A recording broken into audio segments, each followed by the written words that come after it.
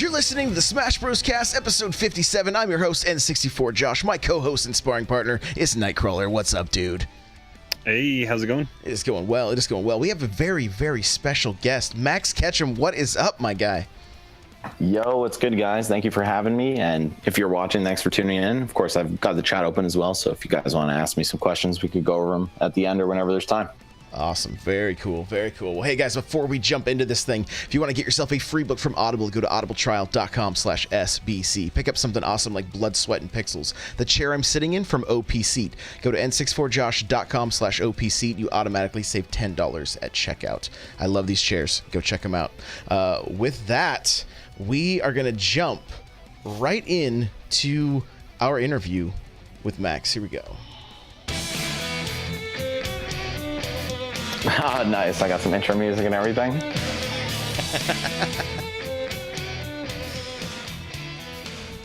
All right. So Max, who's your main? That's what everybody wants to know. Who's your main? First, it was Snake. I had every intention of maining Snake, and then got the game, played a lot of matchups with him, and I got to say it's my girl Lucina now. Piggybacking off of Smash 4 where I made her in Cloud. So I'm just rocking with her right now. She's probably my best character overall, but I've got Snake and Ridley in the back as strong secondaries. Very good. Very good. All right. Well, let's take a step back here. Let's talk about your history with Smash. Like, you've been playing since 64? Yeah, definitely. At least on the casual level. But I got into competitive Smash with Melee fairly early, like 15 years ago. I started following the competitive scene, but I was super young. So I wanted to go to a tournament more than anything. Kind of beat my friends into submission as a kid. They didn't really want to play with me anymore because I knew how to wave dash and L cancel in like 4th grade, and nobody else, nobody else was doing that. So I kind of stopped playing for a while and then got back into it when Brawl was about to come out. So I went to a Melee tourney, had a great time, and met a friend who could drive. Even though I was still, pretty young, I found a way to tourneys, and then when Brawl came out, I started attending really frequently. So did you play Brawl competitively, or did you go back to playing Melee? Because the community kind of split at that point, pretty big, right? Yeah, it definitely did split. Melee was really quiet for like the first 9 months of Brawl or so. And I stayed with Brawl through and through pretty much. When Smash 4 was announced and Brawl got really quiet, I started playing a lot more Melee, and like definitely exceeded what I had ever been as a formerly active like Melee player waiting for my time to actually attend tournaments. So like I really got a lot better in the wake of Brawl waiting for Smash 4. So how old were you when you went to your first tournament? 14. And what was that experience like? Did you get bodied, or did you do all right? Yeah, I got absolutely clapped. I actually only managed to play one set. It was round robin pool. So while waiting for my next one, I went to watch the games of a friend who I was with, and he had a seizure in the middle of the set, and nobody knew he was epileptic. So we all like rushed to the hospital and left the tournament after 2 hours. But it was still a really fun time. Like, I saw PC Chris, I think Mewtwo King was there, like a bunch of really top notable East Coast names. We're just at this random tournament in a Toy Wiz. Like I didn't expect to see any of the greats that I'd watched online, but they were there. So it was super cool just seeing like, there's one definitive event per weekend that like everyone's going to. Like, this is, of course, 12 years ago now, or 11 and change. So like if there was a local, everyone was going to it. Love it, man. Love it. That's really cool. I love kind of hearing this stuff because we're so new to it, right? Other than like, watching like Smash documentary and things like that. Like, it's all pretty foreign to us. So I love hearing some of the, the stories from back in the day. It's really cool. It's really cool. Dude, and as someone who was around back then, I love seeing like people get initiated into the scene. You know what I'm saying? Like, oh yeah, these are like the old legends we heard about, or like, I'm brand new and I don't know anything. Like, where can I learn? So it's dope that you guys just decided to pick this up. Yeah, it's been a blast. It's been really, really fun. What one of the things, and I asked a lot of people at Genesis, like.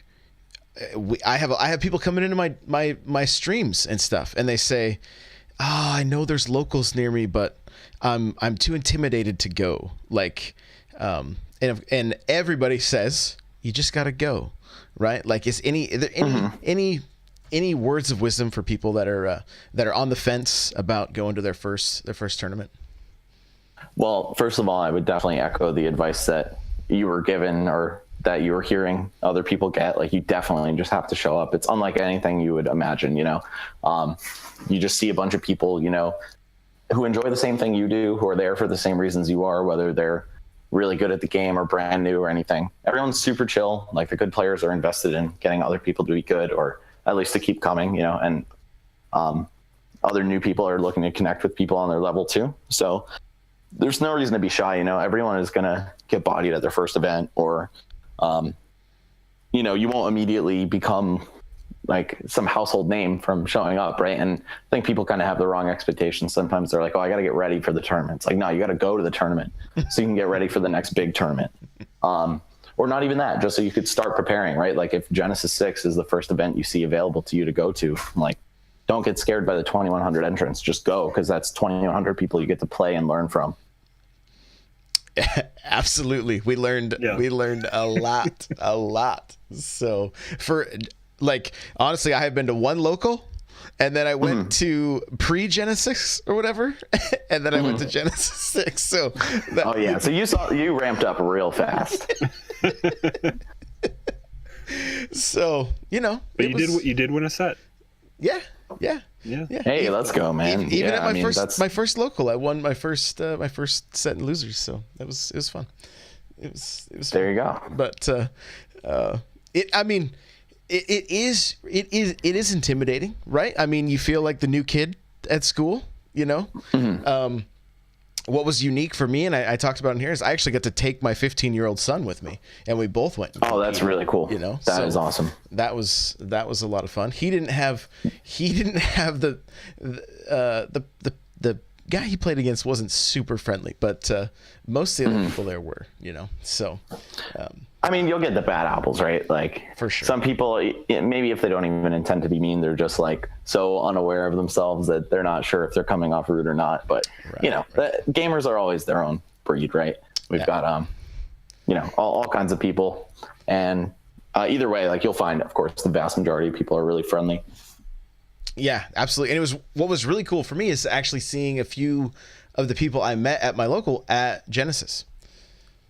Yeah, that's what's super cool. And of course, being only, not that close of a drive, but still like in the same region of the US, northern part of the West Coast. Yeah, you'll get that bleed over, and it's super cool to like, oh yeah, man, I just met you. Like, you're out here. What's good? Yeah. It was really, really cool to see that. So, and Crawler was having the same thing. He was running into people from his locals as well. And so it was, it's overall, it's been awesome just kind of getting integrated into our local community, but then just the community as a whole, and I've been a part of different gaming communities, and this one seems more inviting than any of the others that I have been a part of before. And that's really encouraging. And I know that, the end of 4, things were a little, they were didn't show its best face. Yeah. But I feel like that's kind of just what happens as a game is declining. Like Brawl, we saw a similar trend, not necessarily people just like being negative or whatever, but a lack of enthusiasm and passion. And like, when you feel like you've got nothing to occupy yourself with, or like your main hobby that you're following is kind of at a lull, then I guess it makes sense, right? That people aren't full of life and positivity like they normally would be, or when Ultimate came out. The salty dogs is what we were referring them. It was what we were referring to. Yeah, for sure. I think it was also just how many years of Bayonetta that people were getting antsy for the new game and all that kind of stuff. But yeah, absolutely. It's gotten better. So many different characters. There can't be really any big hate towards any one character now or anything like that until the meta possibly changes.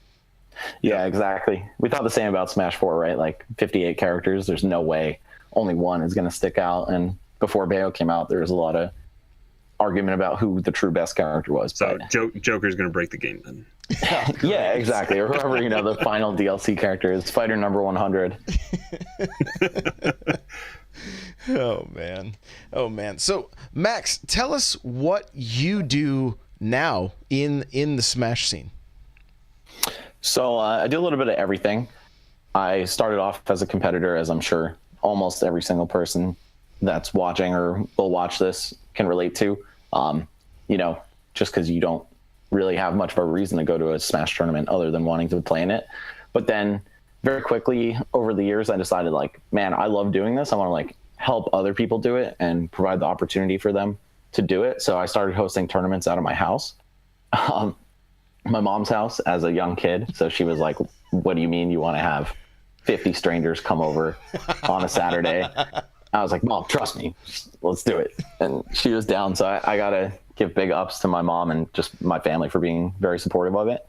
And then, I started volunteering with other major tournaments, like Apex was the biggest thing in my region and really in the world at the time. So I kind of got a quick introduction to helping out at big events, started hosting some locals out of game stores.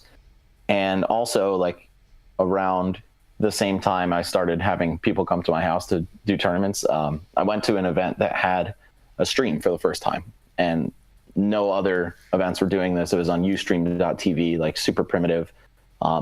Twitch TV didn't exist by any means. I think Justin TV was just starting to exist, which, is the predecessor to Twitch. So there's this desktop mic, and I just hopped on and started talking about the match. I was 15, but I used a radio voice because I was kind of scared of what I would sound like. So people were like, why is there a 40-year-old man commentating Smash Bros? I'm like, no, should I sound more chipper?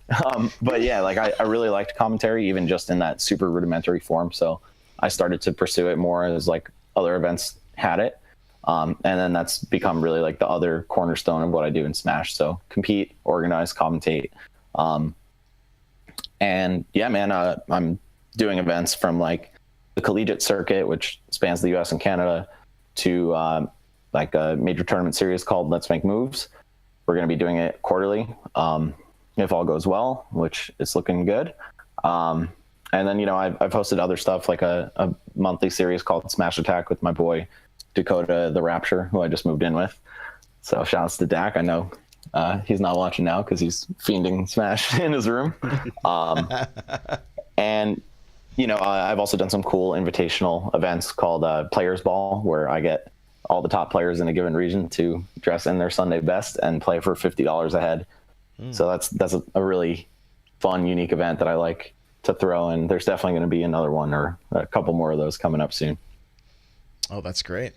That's great. What, right from the chat here, Static Shack, he says, I was hoping to ask one of the TOs how they started off with organizing tournaments. Do you have any pointers for somebody that's, because here's a question I get a lot, I want to go to a local, but the closest one is 3 hours away. And so a lot of times I'll just tell them, hey, maybe get something started. Maybe start just get a Facebook group or a Discord going, and maybe team up with your local game store or something to help promote it, and just get bodies together playing Smash, and then see where that leads. Is there any words of wisdom you have for us in this area? Yeah, I think it's a little tough when you're so isolated from the nearest Smash scene, because I think one of the biggest things you can do is start attending, locals where people in your area are going, and then, find a venue and build from there. But it's still very possible. You can, say you live in Washington, for example, or the Seattle area, but you live in the suburbs, very far away. You can still post in a larger Washington State Smash Bros group and be like, hey, anybody live in this area? I've noticed that there's no locals. I'm trying to put one together. I'd say Facebook and Twitter, but especially Facebook, because of the regional groups, is a great place to start at least gathering interest and engaging interest in a potential community you want to start. That's step 0.5, right? Because you want to make sure that if you're doing this event, people are going to show up to it, right? Even if it's 8 people or 5, just enough to have some kind of tangible bracket where people feel like, yeah, I could see this going somewhere, right? I could see it growing into an event that more people are going to come to, or at least I had so much fun that even if it's the same 8 people next week, I'm still down, because I'm really hungry for the Smash tournament experience, and there's nowhere else to get it. So I'd say, look online for people first. Then the hard part, that's really like the hard step one, is to get a venue, and just make sure it at least has the space more than anything. You don't even need to worry about streaming your local in any capacity until you kind of get off the ground, right? That's like the icing on the cake, but you got to bake your cake first. Yeah, so you gotta have space and outlets, right? Exactly. Yeah. And that's kind of all it takes, right? Because if you've got a small base of people coming, say you have 1 or 2 setups yourself, you just have everybody else bring one, or at least try to get them to do it. And you can run a small tournament on 3, 4, 5 setups. I've seen crazier things done in my time.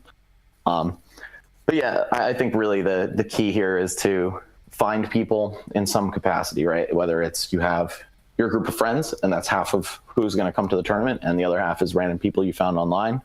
That's fine. Like, if there's enough of a base to just get something off the ground, again, could be a single digit number, you could the next week have each of those people end up bringing one of their friends, or whether it's, a monthly or weekly or bi-weekly recurring event, like find some kind of cadence that works for people.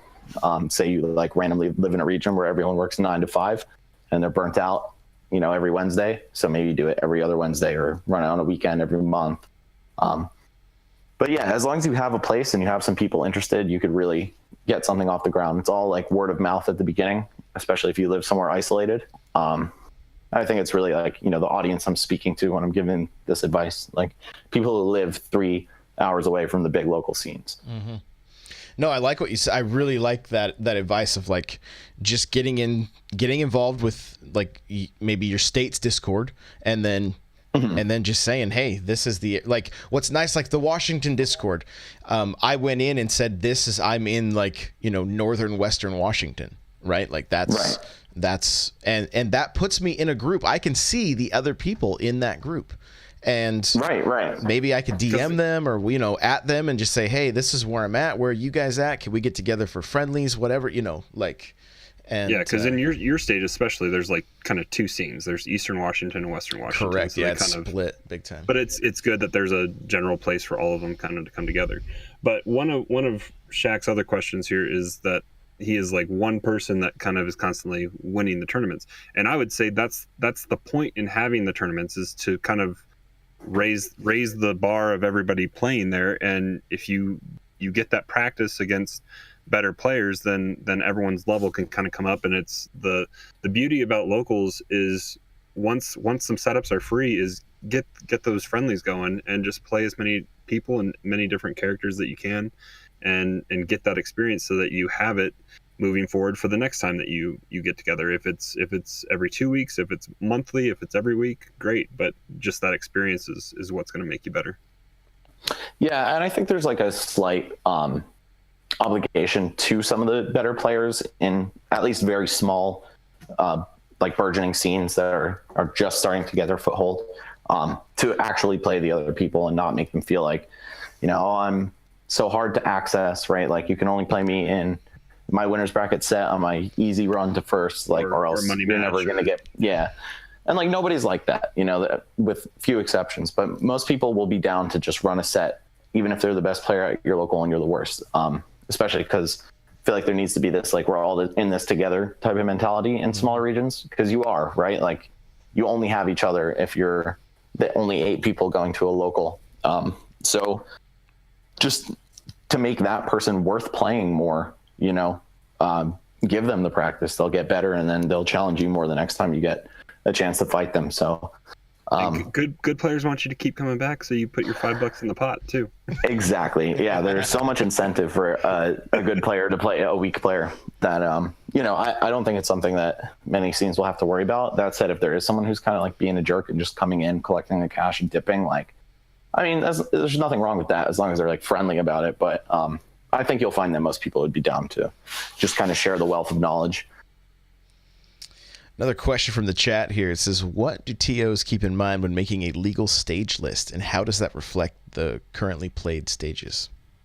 I think everybody's got a really different philosophy on it. I'm a very small stage list kind of person. I think, you should just eliminate anything that feels like you're fighting the stage. even in such a small capacity as like the slants on Yoshi's Island Brawl, like a lot of people are not feeling the stage. If there's even, if even like 45% of people are saying to ban a stage, like that's a lot, even though it's not a majority, you got to just think like there's not 45% of people saying to ban Battlefield, right? Like you'll get maybe 5-10% who just want to go rogue and say something controversial. But like, if a stage is like widely disliked by your community, I feel like you almost owe it to them as a TO to like not force people to play on it because your belief as a TO is that it should be legal. So that's another thing, like keeping your own opinions at arm's length. So you're not just like, did you see the analytics that came out? I think it was today or yesterday from Genesis. Yeah, I did. I didn't get to comb through them too intensely just because, I've been moving and got like a lot of stuff on my plate. But from what I could tell, it was that Lilac Cruise and Castle Siege got banned a lot compared to the other stages. Especially Castle Siege. I think that's one that like most people had already written off before Genesis even happened. And that it was a surprise to see it on the Genesis list. Lilac, it's a little more of a mixed bag. A lot of people really hate it from Smash 4. I was one of the pioneers of the ban Lilac movement back then, so I can't tell yet if I only want it banned out of spite or if it genuinely deserves it. But based on the fact that it was like banned so widely across the board, makes me think, if people are really that averse to the stage, like half of it is made up of slants, even the platforms are slanted. It's clearly just like not favorable to play on. I don't know if that's genuine criteria for a ban, right? Because we obviously want to keep like competitive integrity in mind, so people are losing to being outplayed, not being unfamiliar with terrain, but also like, is the stage fulfilling all the criteria it needs to be legal? So it gets really hazy. There's no right or wrong answer, and I think that's kind of the beauty of competition in at least the early metagame when we're still shaping like whatever the official rule set might look like. Yeah, I think now that Genesis, we're now 2 months into the game. Genesis is over.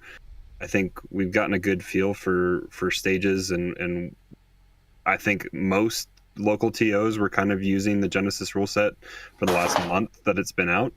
So, but now, like moving forward, this week might be the first week that we see kind of new and unique stage selections coming from TOs and playing around with possible. I know a lot of people are saying PS1 over PS2, kind of moving forward possibly, and we could see some different stages moving forward, and maybe there'll be a new kind of or like national kind of talking point on stages and what people are using.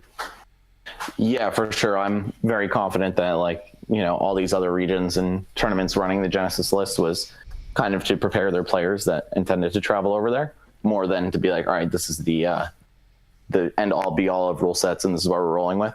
I think just no one really wanted their players to be underprepared going in, and like as a competitor, nobody would want to feel that way either. But yeah, you're very right that I think as of this week, we're going to be seeing people kind of branch off into their own thing or go back to what they were doing before Genesis. I know my stage list didn't look anything like that, and I didn't have any events occur between then and now, other than some collegiate qualifiers, which didn't run the Genesis rule set either. So yeah, I think we're going to see, most regions just shrink the stage list down a bit. I believe Genesis had 11 legal stages, if not 10. Correct. 11. Yeah, and I think a lot more people are in line with, somewhere between 5 and 8. Interesting. That number, that's a little smaller, but I mean, it seemed like, if you kind of went and just watched the matches, it was pretty much about 5 stages that were getting played, Yeah, exactly. Most of the time. So, and it makes sense. I mean, like you said, when you're having to fight the stage, it can get pretty frustrating. So. Anything's better than 64, where it's just one legal stage. Right. Yeah. And I think, like just personally, I would way rather have a small, concise list that's not going to throw me any curveballs or like even any stages that I feel like, all right, I'm banning that in every set, every matchup, just because I don't want to play on it. Right. Like that was Lilac and Smash 4 to me and to a lot of people. And it was kind of hard to believe that it stayed legal for so long. But I just kind of don't want a situation like that again, where like, even if it's only 45% of people just absolutely hate the stage. Like, I don't feel like it needs to be a majority or a plurality of people like saying, hey, keep this on. Like, it should just be like, is there a very good consensus on this stage's legality? And then based on that, like, keep those around. Some of the more controversial ones, obviously not saying there should be auto bans, but like, you want people to be happy about seeing the stage list and not like, oh, this stage is on. Like, I feel like very few people would be like, oh my God, no, Lilac, what are you doing? But, so Genesis was 2 bans. If it was like 5 or 6 stages, as a TO, would you have just like 1 ban for the winner? I feel like it depends because of Dave's stupid rule, which is the stage clause, aka like you can't counterpick a set or a stage which you've won on within the set, or in best of 5, like a stage that you most recently won on. So I'm in favor of like not keeping that rule on, just because sometimes you want to leave that stage that you won on or your opponent won on open as an option because you didn't really mind it. Like, you lost there, sure, but you didn't feel like it was the stage's fault.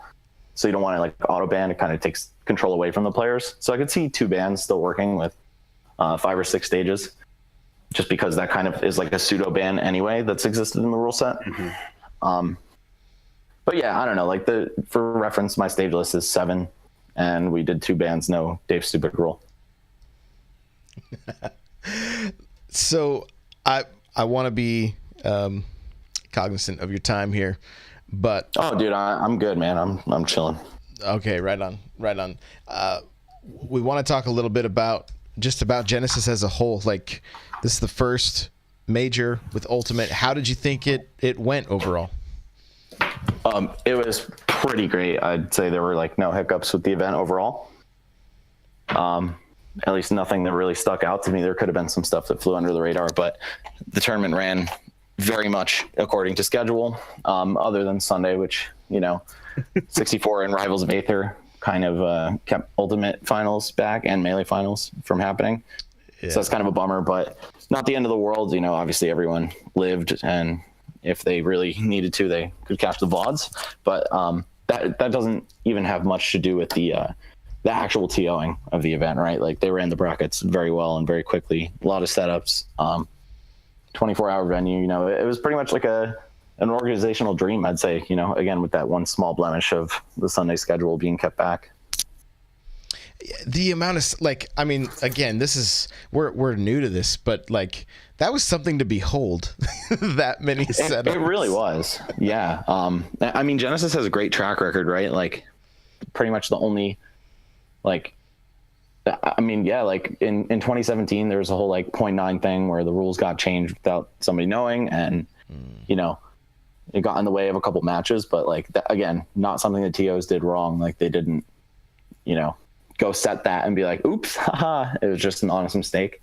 And I'd say organizationally, Genesis has always been really like top of the line. So yeah, I have to commend the whole team. They did great.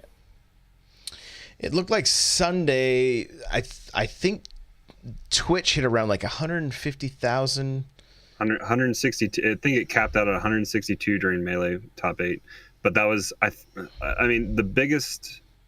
the biggest hiccup I see with what it was it was 3 a.m. East Coast time by the time we crowned a champion in Ultimate, and I feel like that hurt it in general.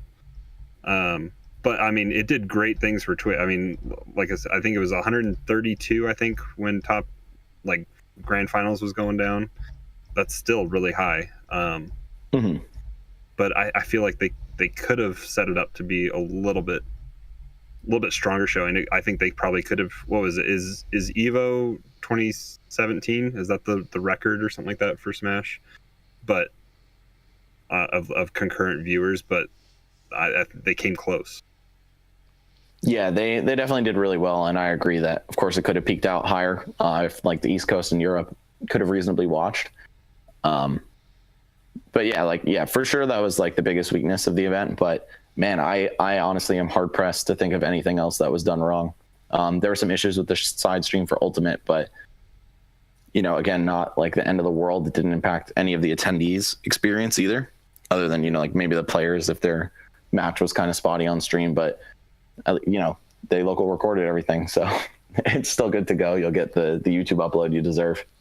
What were you expecting numbers wise on Twitch? I really wanted to see 200K happen. I saw like in the 150s for Melee, and I was like, yo, oh my God, it's going to happen. Like, it's actually going to happen, 200K for Ultimate. But fell a little bit short. Obviously, I'd say the time is really to blame for that again. Well, and the Super Bowl. Oh, and yeah, the Super Bowl too. Well, that was done by the time Ultimate began. It was, but if people are partying, if they're, you know what I mean? Like, yeah, true. They may not be throwing their... They may not be throwing Twitch on, you know, right? And I mean, very true. And the other factor, how many people are watching football and watching Twitch? You know, I don't know. I do, but yeah, I'd say there's decent overlap actually. Probably a lot more than people expect. There are like so many, you know, I dare to use the word normies that like are really getting into gaming now, right? Like you might be a Sunday football watcher, but like there's some esport that you're into on the side. Because I think, you know, even though everyone kind of sees them at odds with each other, like athletics versus esports, it's very much spiritually the same, right? Like it's the best in the world competing in a sport. Yeah. Ninja was on the cover of ESPN magazine. So exactly, man. There you go. Possible.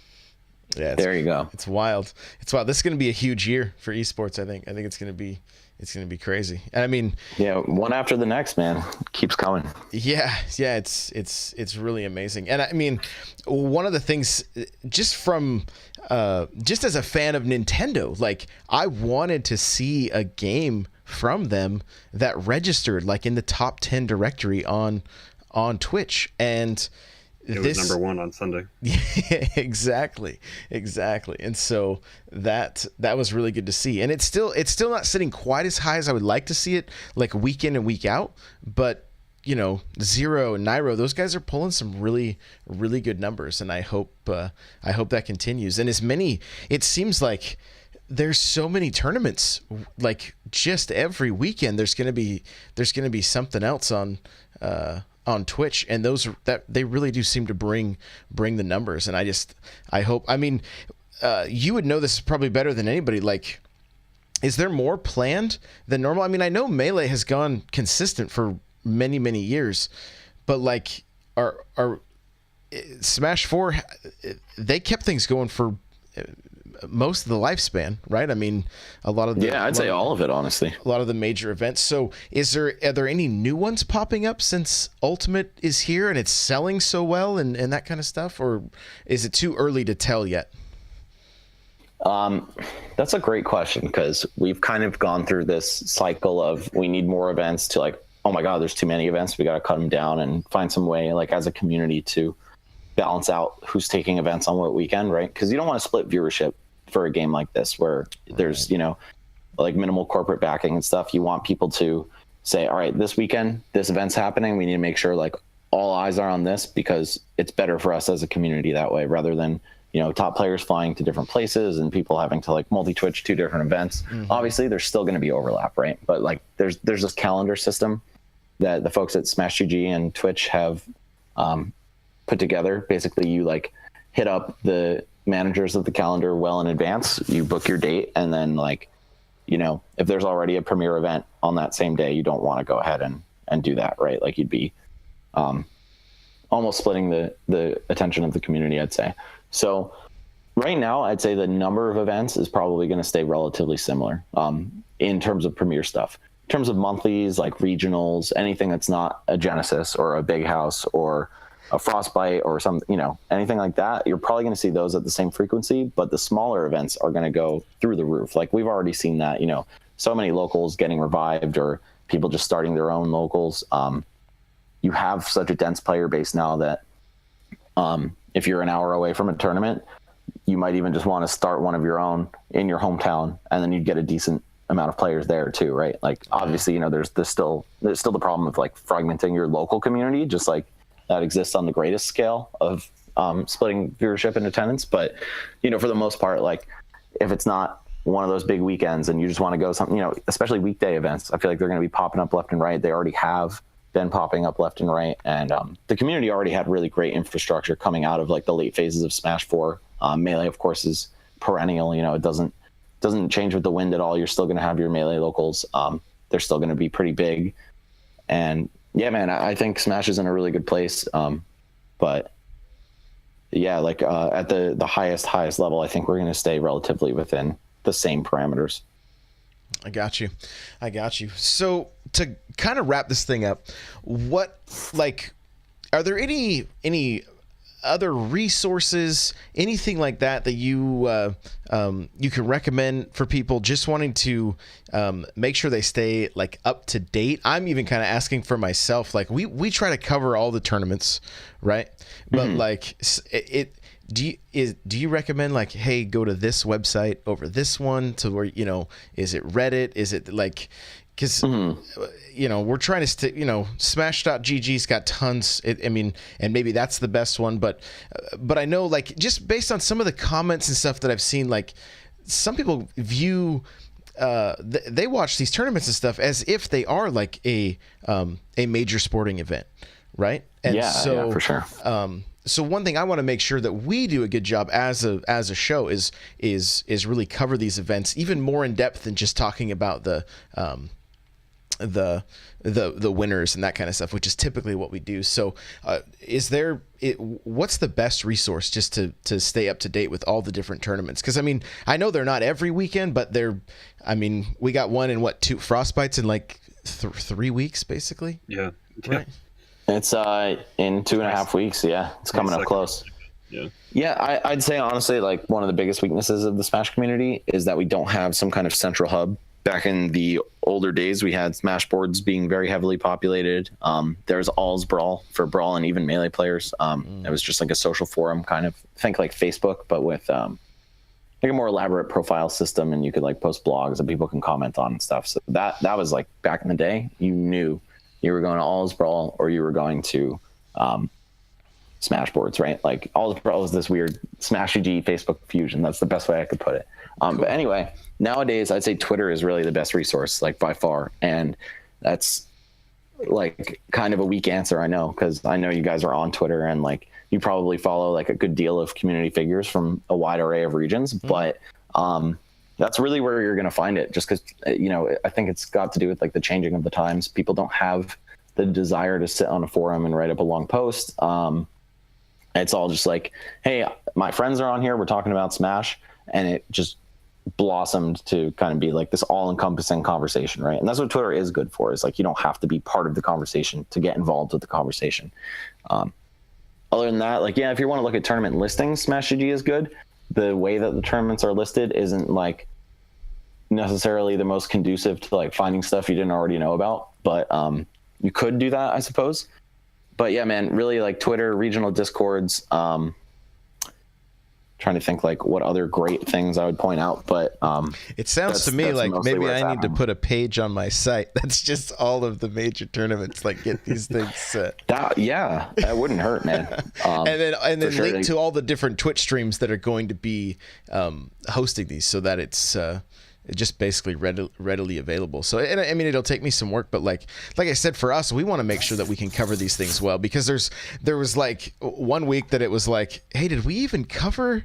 And we realized, we had Vicky on and we forgot to talk about Glitch 6. Yeah. So, I was looking more for a shortcut for me, but it sounds like I'm just gonna have to put a little bit of work into it, and I'm fine with that. So, well, Max, thank you, man, for taking the time. I really do appreciate it. No, thanks guys for having me. This was super fun. I love doing stuff like this. So yeah, definitely my pleasure, man. Cool. So I wanted to ask you one thing real quick before we go, because you talked about the like corporate backing as well of the big tournaments and stuff. What Nintendo is slowly, I feel like very slowly dipping their toe in it with. Oh yeah, for sure. They're having, because they had the Invitational at E3, and they have these 3. We had one this past Saturday. I think we have 2 more coming up. These online qualifiers that are going to take people to PAX East, I believe. What would you like to see from Nintendo to elevate it and maybe get Nintendo money behind it, more bigger corporate money behind it, into like the scene they're creating, but also the existing scene we have? Right. Yeah, I'm definitely like super hyped that they're involved on any level, right? Because obviously, like it's great exposure for us, people, finding out about the online stuff. Obviously, even though there's like items on and like not the rules that tournament players use, it's still a way for someone to find out that you can even play in a Smash tournament at all, and that's going to leave them looking for more. So I'm sure they'll find their way to like the more conventional competitive scene from there. So yeah, I mean, big ups to Nintendo for like doing anything, right? Like it's kind of like some dream come true stuff, because back in the day, we were all like petitioning for their like involvement at all, and we really wanted them to like acknowledge that we existed. They've done that and way more. So in terms of next steps, just so they wouldn't ban the game at Evo, right? Right. Yeah. I definitely called the support line and like, spilled my heart to the guy, like, this means so much. We really need it. And it ended up happening. So, they listen. They're obviously, like any good company, would want to please their consumers. So I'm glad that like now there's more of a way to reach them. They're definitely like out there watching and listening to the needs of the competitive community. And yeah, I like absolutely they've been doing a good job so far. But in terms of next steps, I would say Capcom has like kind of laid the groundwork with the Capcom Pro Tour for Street Fighter. That's a really good skeleton to start with, right? Obviously, they don't have to do everything the same that Capcom did, and I'd love to see some kind of innovation on their part. But like that's a really good just like roadmap for where to begin. Like, hey, we'll do a circuit. There's like one event every month or every 2 months, and then it concludes in a big finale. And I know like Nintendo's style isn't exactly to throw like large prize money at the game. And it makes sense too, right? Like they're definitely focused on like getting everyone to participate type of thing. But I do think it's really valuable to have large prize pools at events, just because it almost legitimizes the craft, right? It's like you can convince your parents to go like pick this game up as a hobby or a side career, or even like your main focus if they see like, oh wow, you win $250K for winning the world championship. That's awesome, right? But right now, like Smash payouts aren't in a place where you can actually have stable income even if you're winning every tournament. Like players definitely make more of their money through sponsorships. Of course, also it's hard to win everything. We're seeing even in Ultimate, and even in Melee, man, like Hungrybox wins a lot, but he doesn't win everything. So yeah, I think just even if it's not throwing a big prize pool, just having some kind of nationalized circuit that's like, hey, this is where things are going to happen. These are the events you want to pay attention to. But I also, to some degree appreciate that they're hands off a lot, because I'm sure there's so much red tape that goes on with like direct developer or publisher support. And I know like the community is kind of like precious to them, and they don't want to have to say like our way or the highway. So it's good that events, like Genesis can be partnered with Nintendo, but not like fully owned and operated by Nintendo, because we still get to do the tournaments like the way that we would do them as a community. But they're there supporting. So yeah, man, I think like, again, using the CPT Capcom Pro Tour as kind of like the guidelines for doing something would be a really cool thing to see in Smash, like done by Nintendo themselves. And otherwise, just keep doing what they're doing, right? Like keep involving new players via online qualifiers, or like, having big premier invitational events that get a lot of eyes on them, and the community will grow from there. Like I know for sure, like watching now 2 E3s in a row, like the boom from Brawl to Smash 4 was huge, and then the boom from Smash 4 to Ultimate is also huge. So just anything to get us out there really is cool with me. Mm-hmm. And I didn't go to any of the kind of bigger events between E3 and December 7th when the game launched, but Nintendo was pretty involved with some of those TOs, right? Because they had Ultimate demo booth set up. Yes, they did. And that was really crazy to see, right? Like I never, it all started when like they allowed Melee at Evo, but then like it's ramped up. Like then they did an invitational event featuring real community members, and then they started partnering events, and then they started demoing Ultimate at events. Like again, no way would I have believed you if you told me that 5 years ago. So yeah, like they definitely have boots on the ground, man. Like they know the faces and names of the community for sure, and they've definitely like done a good job getting involved. They're listening. We got patch notes for crying out loud. Right? Yeah, dude. Yeah, exactly. That also made me really happy. And even the existence of Nintendo Versus and how much they were tweeting out about what was happening in Genesis. Yeah, I was gonna say they were either retweeting or like putting updates for Genesis on Nintendo Versus this weekend. Yeah, dude. They retweeted one of my posts. I almost had a heart attack. I love it, man. I love it. That is great. That's great. Well, Max, where can people find you? You can find me on Twitter at MaxKetchum_. That is where I'm frequently just musing about Smash and all kinds of other silly things, like my roommates and their unfortunate cleaning product stories. There's going to be plenty more of those now that I'm moved in. That's definitely the number one place. But also, I would definitely advocate to check out at Even Matchup. That's EMG on Twitter. That's one of the organizations I belong to. They're like the head honchos of Canada Smash. Of course, they host a Get on My Level in May, which is going to be sick. And Collegiate Star League at C Star League. That's where we're doing all our collegiate qualifier stuff. We've got a couple coming up this weekend. And yeah, basically it's a nationally spanning, like US and Canada circuit. And if you're in college and you play Smash, you should definitely give that a look. And we do have a link to that in our show notes right under the tournament news section. So you guys can that's awesome, man. The silent support. I didn't even know. We got you. So, all right, Crawler, where can we find you, bud? You guys can find me hanging out in Josh's Discord, n64josh.com/Discord. Also on Twitter, Nightcrawler724, Nightcrawlers without the E, and as well on Twitch, twitch.tv/Nightcrawler724. Guys, you can follow me on Twitter, Instagram, Facebook, Snapchat, YouTube, Twitch, everything's at N64Josh. The music you're hearing right now is the Metal Melee theme. You can check it out at n64josh.com/Metal Melee. And if you'd like to get yourself a free book from Audible, go to audibletrial.com/SBC. Remember, the chair I'm sitting in is from OP Seat. And if you go to n64josh.com/OP Seat, it will take you right to their site and will automatically save you $10 at checkout. Guys, remember, we have all kinds of Smash resources in the show notes near the bottom of the page. And, like Crawler said, come check out the Discord. We'd love to have you come hang out with us. We're so close to that 1,000-person mark, so we'll probably hit it this week. And rate and review on iTunes. We would greatly appreciate that. Max, I just want to thank you one more time. Like, I literally messaged you today, and here we are. So, short notice, man. Thank you so much. I really appreciate it. Dude, I move fast. You're welcome, man. And thank you again for having me. Yeah, dude. Absolutely. All right, guys. We will see you Friday for our regularly scheduled show, and our tournament is happening this Saturday. We're going to start around 4 p.m. Pacific Standard Time. I will have the details up on the site. I got to get it figured out on smash.gg. If I can't figure it out, we'll just use challenge again. But it is happening. It will be Saturday. It'll be this evening, and I'm going to stream the whole thing, so it's going to be a lot of fun. We got another interview coming up on Sunday too. Oh yeah, and we got Myron, who is like number 36. He finished ninth. He finished ninth at Genesis. So we'll see him on Sunday. Bye, guys.